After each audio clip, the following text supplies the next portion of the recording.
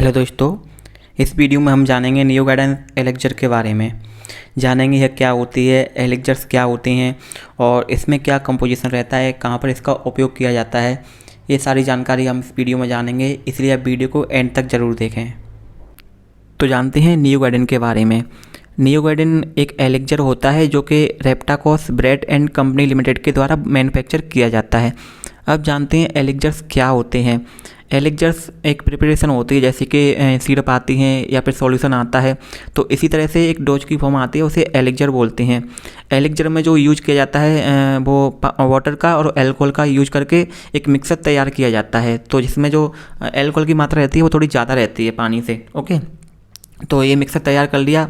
इसी तरह से जो तैयार किया हुआ मिक्सर है अल्कोहल का और पानी का, उसमें ड्रग डाल दिया जाता है ताकि ड्रग आसानी से घुल जाए, क्योंकि कोई कोई ड्रग ऐसा होता है जो आसानी से पानी में नहीं घुलता, तो उसमें अल्कोहल मिलाना पड़ता है। तो इसी तरह से जो ड्रग नहीं घुल रहा था उसको एलेक्जर में डाल दिया, अब वो आसानी से घुल जाएगा। ओके, तो इस तरह से जो प्रिपरेशन बनती है उसे बोलते हैं एलेक्जर। एलेक्जर का एक फ़ायदा और होता है कि कोई कोई ड्रग ऐसे होते हैं जिनका जो एब्जॉर्प्शन होता है हमारी बॉडी में काफ़ी स्लो होता है, तो अगर हम उसको एलेक्जर में डाल देते हैं तो उससे जो उसका एब्जॉर्प्शन होता है वो काफ़ी फास्ट हो जाता है, रैपिड हो जाता है। ठीक है, तो इन्हें बोलते हैं हम एलेक्जर्स। अल्कोहल और वाटर का जो मिक्सर तैयार किया जाता है वो एकदम क्लियर होता है और स्वीट भी होता है। नियो गार्डन का जो यूज है वो डाइजेशन को इम्प्रूव करने के लिए किया जाता है, या फिर जो न्यूट्रिशनल की जो डेफिशिएंसी हो जाती है हमारी बॉडी में, तो उसकी रैपिड रिकवरी के लिए भी इसका उपयोग किया जाता है।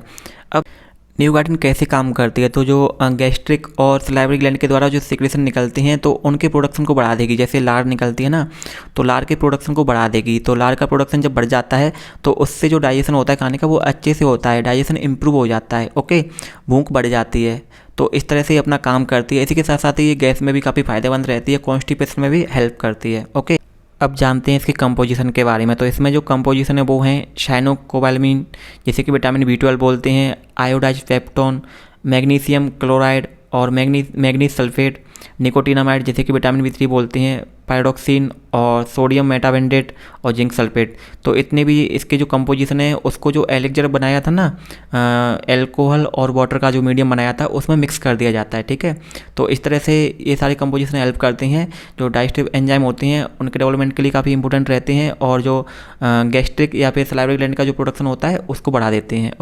अब जानते हैं इसके यूज के बारे में। तो कभी कभी शरीर में न्यूट्रिशनल की डेफिशिएंसी हो जाती है, न्यूट्रिशंस की डेफिशिएंसी हो जाती है, जैसे कि पोषक तत्व जो होते हैं उनकी कमी हो जाती है, तो उसकी वजह से शरीर में कमजोरी आ जाती है। ओके, काफ़ी वीकनेस रहती है, तो उसके दौरान हम इसका उपयोग करते हैं। या फिर भूख नहीं लगती है तो भूख को बढ़ाने के लिए इसका उपयोग किया जाता है। या फिर जो डाइजेशन होता है प्रॉपरली नहीं हो पाता है तो डाइजेशन को इम्प्रूव करने के लिए हम इसका उपयोग करते हैं। जो गैस्ट्रो इंटेस्टाइनल इरिटेशन होती है, जैसे कि यहाँ पे जो आहार नाल है इसोफेगस से लेके पूरा रेक्टम का जो एरिया होता है इसको गैस्ट्रो इंटेस्टाइनल ट्रैक्ट बोलते हैं। ठीक है, तो कभी कभी इसमें इरिटेशन होती है, तो इस इरिटेशन को ठीक करने के लिए हम इसका उपयोग करते हैं। या फिर किसी का वजन नहीं बढ़ रहा है, उसका वजन बहुत ज़्यादा कम होता जा रहा है, तो उस कंडीशन में वजन बढ़ाने के लिए हम इसका उपयोग करते हैं।